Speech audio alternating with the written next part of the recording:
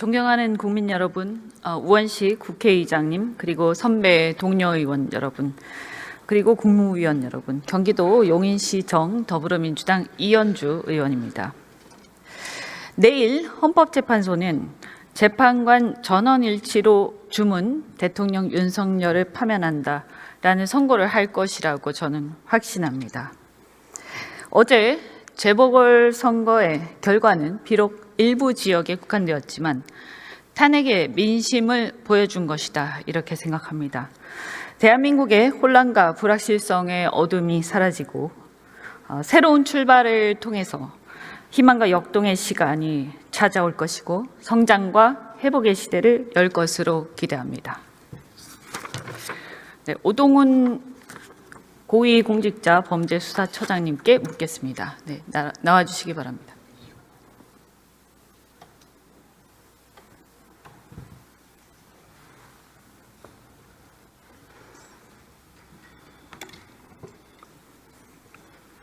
네, 반갑습니다. 고생이 많으십니다. 최상목 경제부총리께서 오늘 출석을 하시지 않으셔서요, 제가 처장님께 물을 수밖에 없습니다. 경제부총리는 정부조직법에 의해서 기획재정부 장관은요, 우리나라의 환율, 외환보유고, 대미 금융정책 등을 총괄하는 고위 정책 결정자입니다. 알고 계시죠? 네. 네. 최상목 경제부총리의 미국 30년 만기 국채 투자 현황을 보면 2023년도 정기재산 변동 신고 시에는 없었습니다. 경제수석 비서관 당시인데요. 그러다가 그해 말에 인사청문회를 합니다. 부총리 인사청문회를 하는데 그때 1억 7천만 원 정도의 미국 국채를 부유를 하고 있습니다. 그래서 그때 이게 문제가 되어서 부적절하다라고 하니까 여기에 대해서 이제 매도 약속을 하고 24년도 정기재산 변동 신고 시에는 없습니다. 그러니까 매도를 한 것으로 보입니다. 그게 아니라면 이제 그것은 이 자체 신고 자체가 문제가 있는 거겠죠. 그리고 나서 올해 또 3월 정기재산 변동 신고에서 1억 9,700여만 원, 그러니까 한 2억 원 정도 매입한 걸로 보이는데요. 처장님께서는 공직자 윤리법상 이해충돌 방지 의무 알고 계신가요? 네. 네. 혹시 말씀해 주시겠습니까?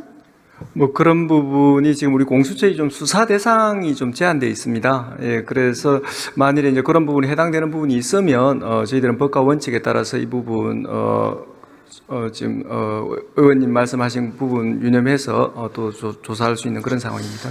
네, 제가 봤을 때는 어쨌든 팔고 다시 사지 않았습니까? 그러니까 그 얘기는 뭐냐 하면 이미 문제가 있다라는 것을 인식을 충분히 하고 다시 매입을 한 것. 이것은 충분히 고의적이고 매우 비윤리적이다, 이렇게 생각하고 인사청문회를 통해서 국민들한테 약속을 한 것. 이것을 국민을 다시 기만한 행위에 해당이 됩니다. 그래서 굉장히 심각한 건데요.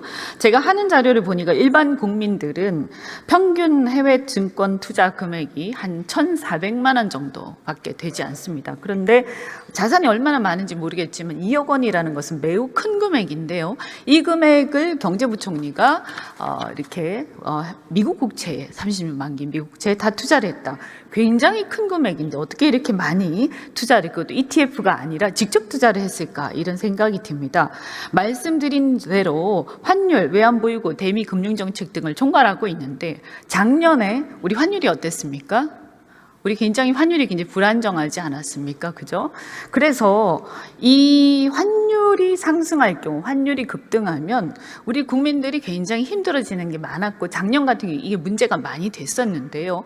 이 미국 국채는 사실 어쨌든 환율이 급등하면서 본인이 이익을 볼 수 있는 그런 구조였습니다. 그런데 이것을 팔라고 해서 다시 팔았는데, 그리고 나서 다시 샀습니다. 그것도 환율이 굉장히 어려울 때.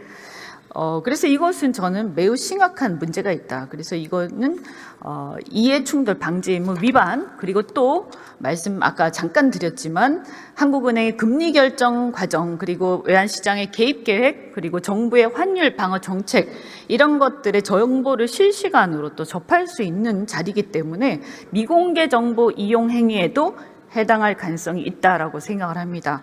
여기에 대해서 배임은 물론이고요. 물론 사실관계를 다 조사를 해보셔야 되겠지만 그래서 이런 부분들에 대해서 수사를 해야 되지 않느냐라고 생각하는데 어떻게 생각하십니까? 뭐 의원님의 그 고위공직자의 그 청렴성을 그 강조하는 그런 부분에 대해서 깊이 동의를 하고요. 다만 이 고위공직자 범죄 또 수사 대상은 또 제한되어 있으니까 혹시 그런 부분에 대해서 저촉하는 부분이 있는지 만일 저촉된다면 법과 원칙에 따라서 성실히 수사하도록 그렇게 하겠습니다. 네, 청렴성 그냥 고위공직자라서 그런 게 아니고요. 이분이 경제부총리이기 때문에 더욱더 그런 것입니다. 자신의 일이 바로 이런 것이었고 문제는 국익과 사익이 정확하게 상반되는 상황 속에서도 계속 보유하고 있었다.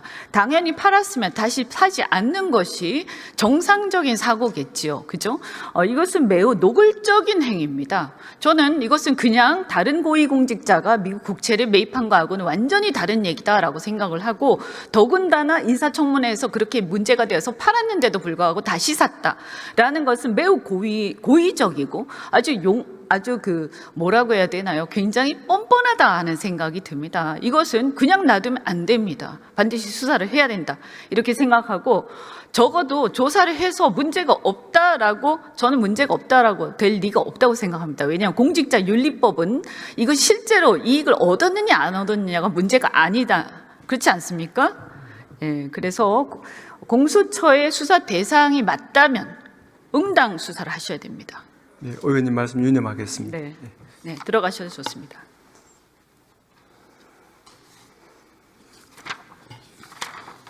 법무부 차관, 네.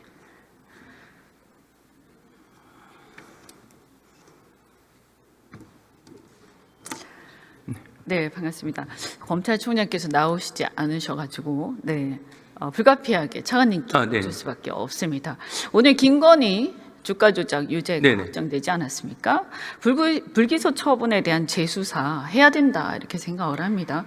헌재에서는 이미 이창수 지검장에 대한 사건에서 기각을 하긴 했지만 여기에 대해서 문제의식을 기재한 바가 있습니다. 알고 있습니까? 네, 읽어봤습니다. 네네네. 그래서 오늘 이 판결을 정확히 보시고 여기에 대해서 어쨌든 사건 일일이 다 지휘하는 건 아니지만 이 부분에 대한 이 지휘 검찰총장이나 이쪽 검찰에서의 재수사는 꼭 필요하다. 저는 그렇게 생각합니다. 네, 지금 이 항고가 제기돼서 서울 고검에서 수사 중에 있는 사안인데 아마 참고할 것으로 제가 하고 있습니다. 그리고요. 법원의 구속 취소, 윤석열 구속 취소에 대한 검찰의 즉시 항고 관련해서 네네. 네. 왜 하지 않았다고 그렇게 얘기합니까? 기본적으로는 영장주의 원칙입니다. 헌법재판소 결정이 비춰봤을 때 구속 계속 여부에 대한 판단을 사법권 독립 원칙에서 신분이 보장된 판사가 아니라 검사나 그 밖의 행정기관의 의사에 전적으로 좌우하게 하는 것은 영장주의 원칙에 반한다고 하는 확립된 결정이 있어서 신병이 풀려나지 않은 상황에서 즉시 항고하는 것은 그 자체로서 위헌적인 판단을 받을 가능성이 굉장히 높다라는 차원에서 안 한 것인데 아마 위원님께서는 그러면 그냥 항고라도 왜 하지 않았냐라는 말씀을 하실 수 있을 것 같은데 그 부분은 수사 기관에서 판단을 이렇게 한 것 같아요. 첫 번째는 기본적으로 즉시 항고를 할 수 있는 것으로 규정된 영역에 있어서 보통 항고가 가능하냐라고 하는 부분에 대해서는 이론이 많이 있습니다. 그래서 일부 주석서에는 즉시 항고가 가능하다고 규정된 사안에서 즉시 항고를 하지 않으면서 보통 항고는 안 된다는 설도 있고 또 한 가지가 이 재판부가 기본적으로 이 윤석열 대통령에 대한 1심 재판부인데 이 재판부의 취지가 이제 그 구속기간 날짜만 문제 삼은 것이 아니고 공수처의 수사권 등등을 비롯한 여러 가지 쟁점에 대해서 좀 논란의 소지가 있다. 그래서 이제 막 형사재판이 시작된 상황에서는 의문의 소지를 해소할 필요가 있다고 판단했기 때문에 수사팀에서는 결과적으로 1심 재판에 본안 재판에 집중하는 것이 효율적이라는 판단을 한 것으로 생각하고 있습니다. 국민들이 차관님 말씀하시는 거 들어보면 무슨 말인지 하나도 모르실 것 같아요. 예. 이해가 안 갈 겁니다. 일반인들은. 예. 그래서요, 이게 말이 됩니까? 그러면 왜 다른 사람들은 석방하지 않습니까? 우리 대한민국은 헌법에 의해서 평등의 원칙이 있고 적법 절차가 있지 않습니까? 아시죠? 네. 왜 다른 사람들은 석방하지 않습니까?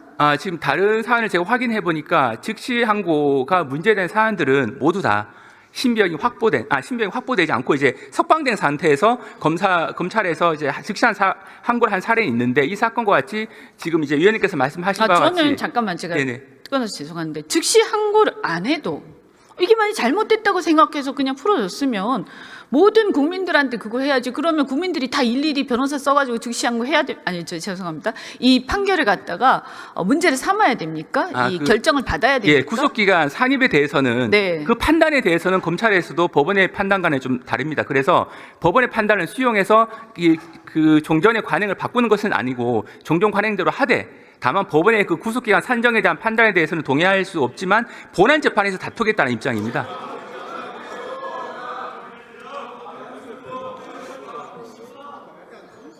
차관님이 생각해도 말이 안 되지 않습니까? 앞뒤가 안 맞잖아요. 아니, 윤석열 개인만을 위해서 특화된 무슨 검찰도 아니고 그러면 안 되는 거죠. 그러니까 검찰이 국민의 신뢰를 못 받는 거예요. 이건 매우 심각한 일이라고 저는 생각합니다.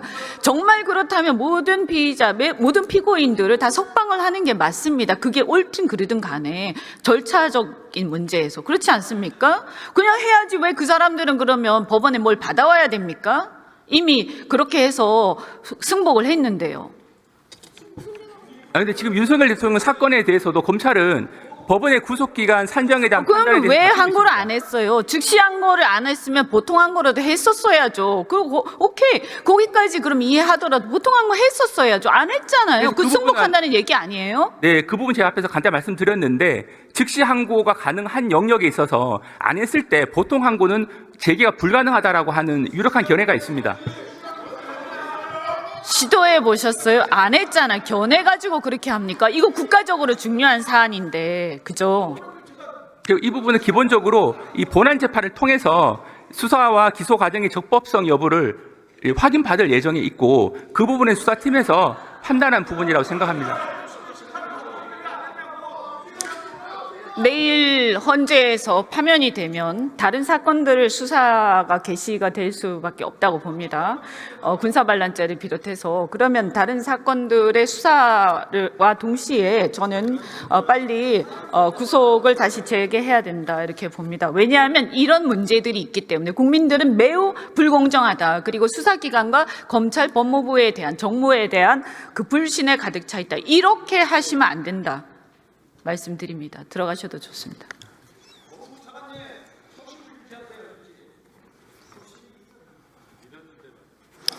산자부 장관님 나와주십시오.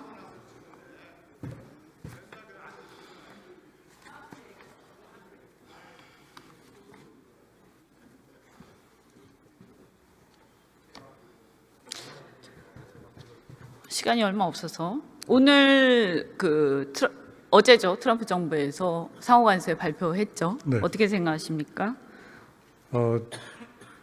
예, 저희가 뭐 그동안 여러 가지 시나리오 가지고 대응하고 있었는데 생각보다 좀 높게 그 발표가 돼서 저희 산업계 여러 가지 우려가 있고 오늘 지금 계속 산업계하고 지금 저희가 협의 중에 있습니다. 조만간 미국 측하고 긴밀하게 협의를 해서 우리 산업계에 부정적인 영향을 최소화시킬 수 있도록 노력하겠습니다. 네.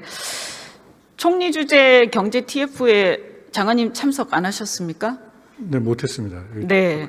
그 장관님은 못하시고 여기 나오셨잖아요. 그죠? 그리고 어제 새벽에 발표가 났으니까 얼마든지 대응 주재 회의는 새벽 아침 할 수 있었습니다. 그런데 왜 총리와 경제부총리는 안 왔습니까? 지금 저희가 업종별로 계속 그 협의를 할 일들이 좀 많이 남아 있고요. 지금 제 대신에 차관들이 지금 하고 있습니다. 뭐 제가 장관님께 여쭐 건 아니라고 생각하는데 어쨌든 산자부 장관께서는 참석을 하실 수 있는 것입니다. 그런데 왜 경제부총리는 나오지 않았는가 묻지 않을 수가 없고요. 민간국가 지정과 관련해서 이게 문제가 있다. 굉장히 심각하다. 이게 언제 지금 이거 우리가 다시 한번 이걸 저희 뒤집을 수 있는 기회가 있죠? 민간 국가 문제는 에너지부 장관, 그 소관, 그 네. 부서인 에너지부 장관하고 저희가 협의를 했고, 에너지부 장관도 한미 간의 여러 가지 과학기술 협력이나 에너지 산업 그 투자, 뭐 경제 협력 부분이 많이 있어서 이 문제를 빨리 조속히 그 해결하겠다는 의지가 있습니다. 그래서 저희가 지금 실무 협의를 계속하고 있고요. 최대한 빨리. 이유가 뭡니까? 그 국가 지정 이유. 저희는 그 에너지부에서 발표한 대로 지금 그 기술 보안 관련되는 그 내용으로 저희는 알고 있습니다. 네, 근데 핵 비확산 문제도 있다라고 생각을 하는데 그 얘기는 제가 일단 생략하겠습니다. 4월 15일 네. 예, 그때까지 빨리 이것을 다시 제고하도록 해야 됩니다. 네, 저희가 지금 미국에 가십니까? 지금 실무 협의를 하고 있고 저는 지금 또 뭐 상호관세 문제도 있고 해서 저희가 여러 가지 지금 그 전략을 보고 있고요. 통상에서 본부장이 조만간에 미국하고 협의를 하러 지금 갈 예정이고 저희가 여러 가지 산업계하고 좀 전략을 만들고 있습니다. 네, 알겠습니다.